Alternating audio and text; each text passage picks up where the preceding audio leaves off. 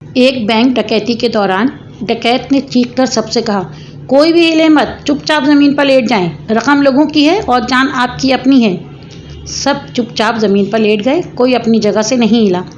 इसे कहते हैं माइंड चेंज कॉन्सेप्ट, यानी सोच बदलने वाला तस्वुर। एक खातून कुछ वाहियात अंदाज में ज़मीन पर लेटी हुई थी। एक डाकू उससे बोला, तमीज़ से लेटो, यहाँ डकैती हो रही है। इसे कहते हैं फोकस। बस वही काम करें जिसके लिए आपको ट्रेन किया गया है। डकैती के बाद घर वापस आए तो नौजवान डकैत जो कि MBA पास था, उसने बूढ़े डकैत जो कि सिर्फ प्राइमरी पास था से कहा, चलो रकम गिनते हैं। तुम तो पागल हो गए हो, इतने ज़्यादा नोट कौन गिने? रात को खबरों में सुन लेना कि हम कितना माल लूट कर लाए हैं। इसे कहते हैं तजुर्बा, जो कि आजकल डिग्रियों से ज़्यादा अहमियत का हामिल है। जब डाकू बैंक से चले गए तो मैनेजर ने सुपरवाइज़र से कहा कि पुलिस को फ़ोन करो। सुपरवाइज़र ने जवाब दिया, रुक जाएं सर, पहले बैंक से हम दोनों अपने लिए 10 लाख निकाल लेते हैं, और हाँ, वो 40 लाख का घपला जो हमने हालिया दिनों में किया है वो भी डाकुओं पर डाल देते हैं कि वो लूट कर ले गए।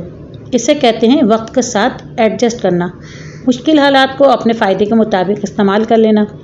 मैनेजर हंसकर बोला, हर महीने एक डकैती होनी चाहिए। इसे कहते हैं बोरियत ख़त्म करना। ज़ाती मफाद और खुशी जॉब से ज़्यादा अहम होते हैं। अगले दिन अखबारात और टीवी पर खबरें थीं कि डाकू बैंक से 100 मिलियन लूटकर फरार। डाकुओं ने बार बार रकम गिनी, लेकिन 50 मिलियन से ज़्यादा ना निकली। बूढ़ा डाकू गुस्से में आ गया और चीखा, हमने असलहा उठाया, अपनी जानें रिस्क पर लगाईं और 50 मिलियन लूट सके, और बैंक मैनेजर ने बैठे बैठे चंद उंगलियां हिलाकर 50 मिलियन लूट लिया। इससे पता चलता है कि तालीम कितनी ज़रूरी है। हमको चोर नहीं, पढ़ा लिखा होना चाहिए था। इसे कहते हैं इल्म की कीमत सोने के बराबर होती है।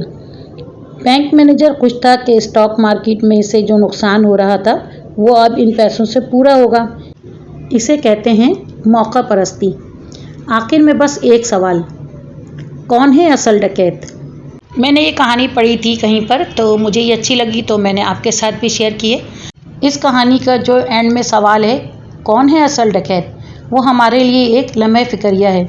कहानी तो आपने सुन ली और रेसिपी भी आप देख रहे हैं। तो ये चिकन विंग्स की बहुत ही इजी और बहुत ही मज़ेदार सी रेसिपी है, और इसे बनाने में बिल्कुल भी टाइम नहीं लगता, ये झटपट बन जाती है। मैंने स्किन वाले चिकन विंग्स लिए हैं, आप विदाउट स्किन वाले भी ले सकते हैं। हाँ, और इस चिकन विंग्स के अंदर आपको कश्मीरी लाल मिर्ची डालनी है। अगर आपने रेड चिली पाउडर डाल दिया या नॉर्मल वाला जो लाल मिर्च पाउडर होता है वो डाल दिया है तो वो बहुत तेज़ हो जाएगा, वो आप खा भी नहीं सकेंगे।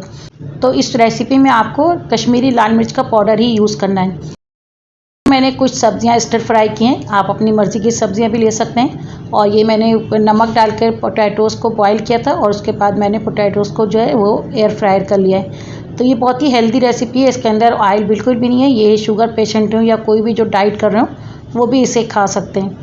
और नॉन स्पाइसी होने की वजह से ये बच्चों को भी बहुत पसंद आती है। तो बच्चे हों, बड़े हों या पेशेंट्स हों, सब के लिए ये बहुत ही हेल्दी और बहुत ही इजी रेसिपी है।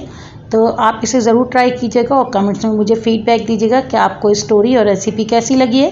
तो मिलते हैं फिर अगली रेसिपी के साथ। अल्लाह हाफिज़।